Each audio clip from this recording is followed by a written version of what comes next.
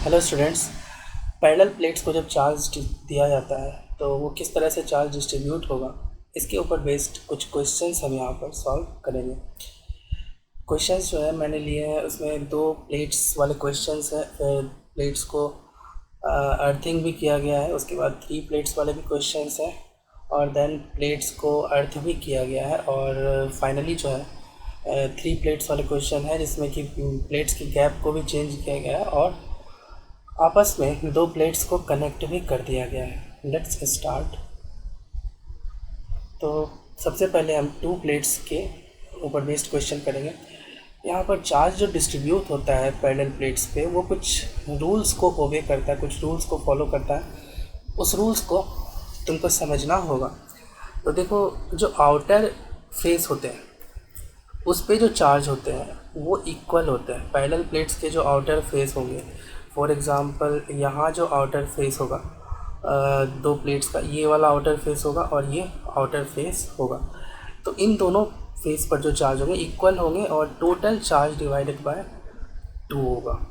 अगर एक प्लेट पर Q1 है, दूसरे पे Q2 है, तो टोटल चार्ज होगा Q1 प्लस Q2 और उसको 2 से डिवाइड कर दो, यही आउटर फेसेस पर चार्ज आएगा। उसके बाद रूल नंबर 2 जो है वो ये बोलता है कि इनर फेसेस पर जो चार्ज होंगे पैरेलल प्लेट्स के केस में, वो इक्वल मैग्नीट्यूड के होंगे और अपोजिट साइन के होंगे। तो अगर एक प्लेट पर तो इनर फेसेस कौन से हैं, तो यहाँ पर देखो, ये वाला फेस और ये वाला फेस, ये इनर फेसेस होगा। इसको आमने सामने के भी फेस बोल सकते हो। तो आमने सामने के जो फेस होंगे उस पर इक्वल मैग्नीट्यूड और अपोजिट साइन के चार्ज डेवलप होंगे। फॉर एग्जांपल x की वैल्यू 4 ले लेते हो तो फिर -x हो जाएगा -4। तो एक फेस पर अगर यहाँ 4 आ रहा है तो दूसरे पर -4 आएगा इनर फेस पर। तो ये रूल होगा। अब देखो, अर्थिंग का रूल थोड़ा डिफरेंट होगा। जब अर्थ कर दोगे, अभी जो मैंने रूल बताया वो अर्थिंग नहीं होने पर थे। अर्थ करोगे तो फिर क्या होता है, आउटर फेसेस पर जो चार्ज होते हैं वो 0 हो जाएंगे। उसको मैं अभी बताऊँगा। सबसे पहले क्वेश्चंस देखते हैं। क्वेश्चन के थ्रू हम रूल्स को समझने की कोशिश करते हैं। सपोज इस प्लेट को Q1 की वैल्यू 5 रख दी गई और Q2 की वैल्यू रख दी गई 3। तो टोटल चार्ज यहाँ पर हो गया तुम्हारा 8 हो गया।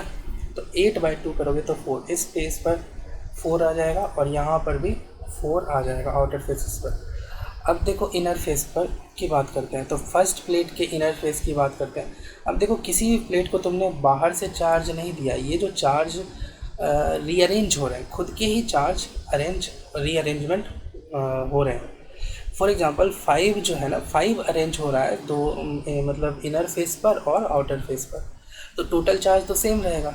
तो अगर यहाँ पर आउटर फेस पर 4 आया तो इनर फेस पर कितना होना चाहिए, सो दैट कि टोटल 5 रहे। तो यहाँ पर 1 आएगा। तो 4 + 1 = 5। उसी तरह से सेकेंड प्लेट पर भी डिस्ट्रीब्यूट कर सकते हो। अब देखो, फर्स्ट इनर फेस पर 1 है तो यहाँ पर ईज़िली बता सकते हो कि -1 होगा। अब देखो, ये 4 और -1 करोगे तो 3 आएगा। तो इस तरह से तुमको चार्ज डिस्ट्रीब्यूट करना है। अब हम अर्थिंग का केस देखते हैं। देखो, सेम प्रॉब्लम ले रहा हूँ। ऊपर जिस तरह से इसको 5 माइक्रोकूलम चार्ज दे दो और इसको देते हो 3 माइक्रोकूलम चार्ज। अब देखो, ये 5 जो प्लेट है ना, जिस प्लेट को फर्स्ट प्लेट जो है जिसको 5 तुमने दिया है, इसको अर्थ नहीं किया है तुमने। अर्थ जो करोगे दूसरे वाले प्लेट को अर्थ करोगे। तो जब तुमने फर्स्ट प्लेट को अर्थ नहीं किया है तो फिर अर्थ करने से क्या होता है ना, कि अर्थ जो है चार्ज का ट्रांसफ़र कर सकता है प्लेट को। पॉजिटिव चार्ज भी दे सकता है, नेगेटिव चार्ज भी दे सकता है। अर्थ के पास ह्यूज चार्ज रिजर्व होता है। तो अर्थ कैन ट्रांसफ़र चार्ज। तो इसका मतलब है 5 को तो ट्रांसफ़र कर नहीं सकता है, तो 5 का तो सेम रहेगा एज इट इज़। जितना चार्ज है टोटल चार्ज वो 5 ही रहेगा। फर्स्ट प्लेट का चार्ज तो एज इट इज़ रहेगा टोटल चार्ज। लेकिन सेकेंड प्लेट को जो यहाँ पर 3 चार्ज दियो, जैस द मोमेंट यू अर्थ, इसका कोई अर्थ ही मतलब ही नहीं रह जाता है कि ये 3 जो चार्ज है ना, ये इट इज़ नॉट इम्पॉर्टेंट, ये जो है चेंज होगा। इसकी वैल्यू किस तरह से चेंज होगा वो मैं तुमको बताता हूँ। फॉर एग्ज़ाम्पल, जब जैसे मान लो कि एक पॉजिटिवली चार्ज रॉड को यहाँ पर लाते हो और किसके पास लाते हो, तो एक मेटेलिक स्फीयर के पास लाते हो। तो ये पॉजिटिव चार्ज क्या होता है, फ्री इलेक्ट्रॉन्स को यहाँ पर अपने पास बुला लेता है और यहाँ पर पॉजिटिव चार्ज दूर वाले सरफेस पर जमा होता है। The moment you earth it, इसको जैसे ही तुम अर्थ करते हो तो ये पॉजिटिव चार्ज जो है ये चला जाता है ग्राउंड में और इस पर केवल और केवल नेगेटिव चार्ज बचेगा। अर्थ करने के बाद अपोजिट, मतलब बोल सकते हो अपोजिट चार्ज इस दूसरे ऑब्जेक्ट पर आएगा।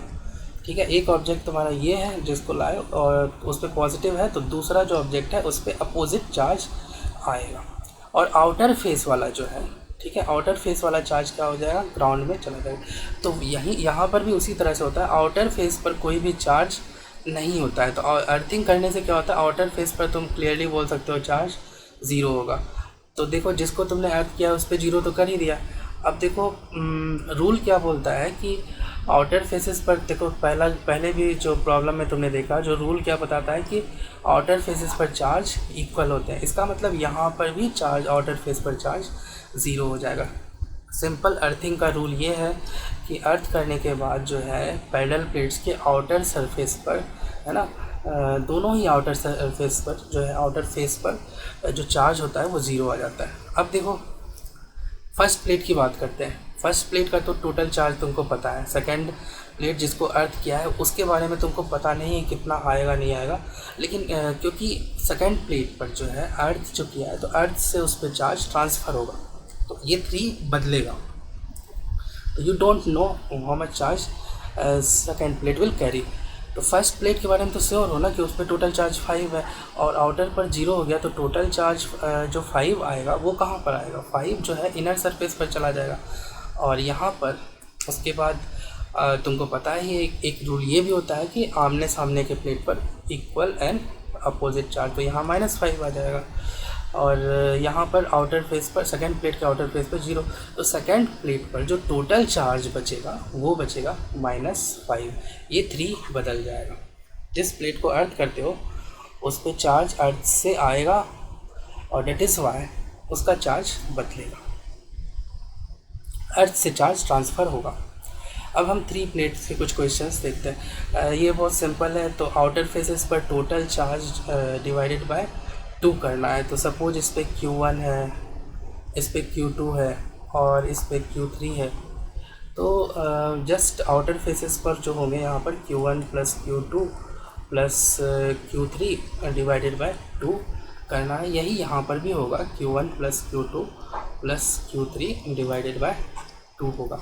अब 4 3 7 3 10 बाय 2 कर दोगे तो यहाँ पर आ जाएगा 5 और यहाँ पर भी आ जाएगा 5। उसके बाद चार्ज कंजर्वेशन लगाना है। तो देखो 5 यहाँ पर है और यहाँ पर क्या रखोगे, इनर प्लेट पर, है ना, इनर फेस पर, तो ये -1 आ जाएगा। 5 - 1 करोगे तो 4 आएगा तुमको। उसी तरह से जो है, अब देखो ये जो प्लेट है ये -1 के अपोजिट चार्ज यहाँ पर आ जाएगा, यहाँ +1 आ जाएगा। अब देखो यहाँ पर टोटल चार्ज कितना है, 3 रखना है, तो +1 इधर है तो दूसरे साइड कितना आ जाएगा, तो यहाँ पर आ जाएगा तुमको 2। अब देखो इस प्लेट पर ये दोनों आमने सामने के प्लेट है ना, ये और ये आमने सामने के, तो यहाँ 2 आया है तो यहाँ पर -2। अब देखो तुम बता भी सकते हो कि 5 और -2 करोगे तो ये तुम्हारा टोटल 3 माइक्रोकूलम आएगा। तो इस तरह से चार्ज डिस्ट्रीब्यूट करते हैं। अब हम कुछ अर्थिंग के इसमें अर्थ कर देंगे। ऊपर वाला ही सेम प्रॉब्लम है, 4 3 और 3 का हमने चार्ज डिस्ट्रीब्यूट किया है तीनों प्लेट पर।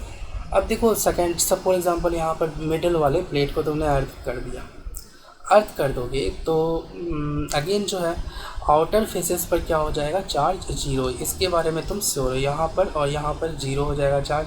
अब देखो फर्स्ट प्लेट पर टोटल चार्ज तो 4 है, तो आउटर पर 0 है, तो इनर वाला जो फेस है फर्स्ट का वो जो है उस पर कितना आ जाएगा, टोटल 4 आ जाएगा। अब देखो ये प्लेट और ये प्लेट तुम्हारा आमने सामने का प्लेट है, तो यहाँ पर आ जाएगा -4। उसी तरह से हम थर्ड प्लेट के बारे में देखो, यहाँ पर तो 0 आया तो यहाँ पर टोटल 3 आ जाएगा, क्योंकि टोटल चार्ज भी तो इन दोनों को ऐड करके 0 और 3 ऐड करके 3 होना चाहिए। अब देखो ये 3 है और ये दोनों जो है आमने सामने के प्लेट है ना, सेकंड और थर्ड प्लेट की बात कर रहा हूँ, ये और ये आमने सामने का, तो यहाँ आ जाएगा -3। तो जो जिस प्लेट को अर्थ किया है उस पर एक्चुअली टोटल चार्ज हो जाएगा -4 और -3 मतलब -7। इसका तो कोई मतलब ही नहीं है सर। जिस प्लेट को अर्थ कर रहे हो वो चेंज हो, उसका चार्ज जो है ना चेंज होगा। तो ये 3 माइक्रोकूलम का कोई मतलब ही नहीं है, वो चेंज होगा। टोटल चार्ज कितना होगा सेकेंड प्लेट पर, तो वो -4 और -3 -7 होगा। इसके बाद हमने एक और अर्थिंग का, इस पर जो है हमने थर्ड प्लेट को अर्थ कर दिया है। इसमें भी जो है अर्थ करने के बाद जो है आउटर फेसेस पर जो चार्ज हमको करने हैं वो 0 लेने हैं। तो यहाँ भी 0 होगा और यहाँ भी 0 होगा। अब 0 यहाँ लिया है तो 4 टोटल यहाँ पर आ जाएगा, क्योंकि टोटल चार्ज फर्स्ट प्लेट के ऊपर 4 है। तो टोटल चार्ज जो है अंदर वाले फेस पर आ गया, बाहर वाले पे 0 है अर्थिंग के कारण। अब जो है देखो, ये प्लेट और ये प्लेट आमने सामने का, तो यहाँ पर -4 आ जाएगा। और उसके बाद देखो सेकंड प्लेट जो है उसको तो कहीं से बाहर से तो चार्ज मिला नहीं है, तो टोटल चार्ज तो 3 रहना चाहिए। तो इस फेस पर कितना होना चाहिए चार्ज, सो डैट कि ये 3 बनेगा, तो यहाँ पर +7 होना चाहिए, क्योंकि देखो 7 और -4 करोगे तभी जाके यहाँ पर 3 आएगा। अब देखो ये और ये आमने सामने के प्लेट है, तो यहाँ -7 चार्ज आएगा।